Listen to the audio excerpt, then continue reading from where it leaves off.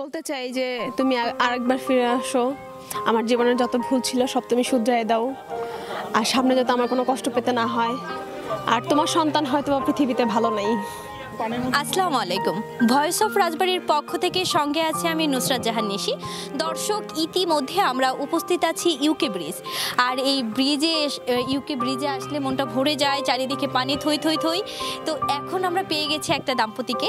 তো তাদের সাথে একটু কথা বলবো, তাদের মনের গল্প শুনবো, তাদের খুনসুটি শুনবো, এবং কি তাদের সাথে কথা বলে আমার অনেক ভালো লেগেছে। তাদের খুনসুটি অনেক, ভালোবাসার থেকে আমার বেশি খুনসুটি পেয়েছি আমি তাদের। তো আপুর সাথে কথা বলতে চাচ্ছি। আপু কেমন আছেন? এই তো আলহামদুলিল্লাহ ভালো। আপু আপনার নাম? শারমিন আক্তার মুন্নি। কি করেন? হাউস ওয়াইফ, আর পড়াশোনা করতেছি পাশাপাশি। এই তো। আচ্ছা, আপনাকে একটা প্রশ্ন করি, যখন কষ্ট পান, জীবনে যখন কষ্টের মুহূর্ত আসে, কষ্ট পান, তখন কার কথা বেশি মনে পড়ে আপনার? আমার তো আমার বাবার কথা খুব বেশি মনে পড়ে। কারণ হচ্ছে আমার মনে হয় সব কষ্টের সমাধান মানে সে একমাত্র ছিল। কখনো কোনো বিপদে পড়লে সবার আগে তাকে পাশে পাইছি। ইভেন কখনো কোনো কষ্টই পাইনি তার কাছ থেকে। আসলে সবচেয়ে বেশি ফিল করি বাবাকে। যদি কখনো আঘাত পাই লাইফে, কখনো কোনো কষ্ট পাই, সেখানেও বাবাকে মিস করি। কারণ হচ্ছে বাবা হচ্ছে এমন একটা শব্দ যার কাছ থেকে কোনো কষ্ট শব্দটা নেই। সে একমাত্র পুরুষ যার কাছ থেকে কোনো কষ্ট পাওয়া নেই। মানে কোনো কষ্টের মধ্যেই সে হচ্ছে হাসির একটা মানে ব্যক্তি, যে আমার কষ্টকে সব মানে অসাধ্য করে সে আমাকে কীভাবে ভালো রাখবে। আর হচ্ছে আসলে বাবার তুলনা তো শুধু বাবাই হয়, তাই না? তার সঙ্গে কাউকে তুলনা করা যায় না।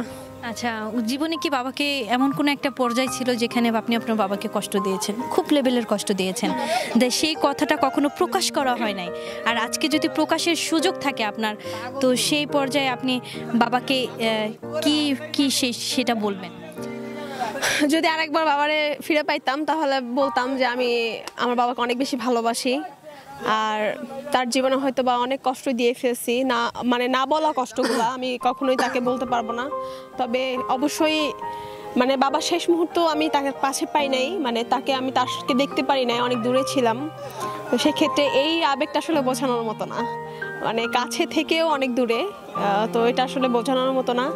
আর সব কিছুর পরেও আমি আমার বাবাকে অনেক ভালোবাসি। আমি সবসময় দোয়া করি আমার বাবা যেন জান্নাতুল ফেরদৌস পায়। আর আমার বাবার জায়গা তো বাবাই, শুধু বাবার তুলনা আসলে কারোর সঙ্গে করতে পারবো না। পৃথিবীতে যত যাই বলুক আর যাই হোক, আমি আমার বাবাকে অনেক বেশি ভালোবাসি, ইভেন সারা জীবনই বাসবো। আর যখনই কষ্ট পাই তখনই সবার আগে তার কথা মনে পড়ে। আসলে মার কথাও মনে পড়ে না, বাবার কথাই মনে পড়ে।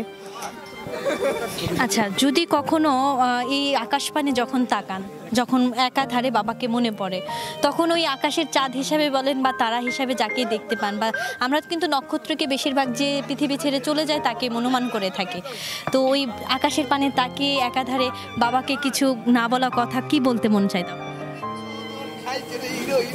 বলতে চাই যে তুমি আরেকবার ফিরে আসো, আমার জীবনের যত ভুল ছিল সব তুমি শুধরাই দাও, আর সামনে যাতে আমার কোনো কষ্ট পেতে না হয়।